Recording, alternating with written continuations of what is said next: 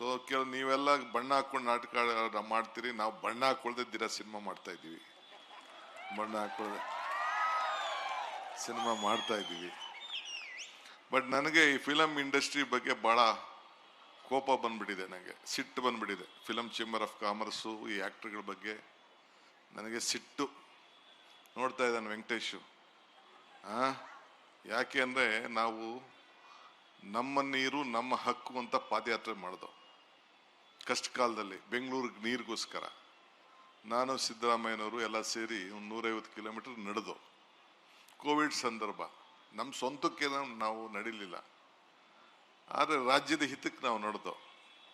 ಸಾಧು ಕೋಕಿಲ ಮತ್ತು ವಿಜಿ ಇಬ್ಬರು ಬಿಟ್ಟರೆ ಯಾರೂ ಪಾರ್ಟಿಸಿಪೇಟ್ ಮಾಡಲಿಲ್ಲ. ನೀವು ಅಸೋಸಿಯೇಷನ್ ಅವ್ರು ಬಂದಿದ್ರಿ, ನೀವು ಅದನ್ನು ಕಲಾವಿದರ ಪೈಕಿ ಕೇಳ್ತಾ ಇದ್ದೀನಿ.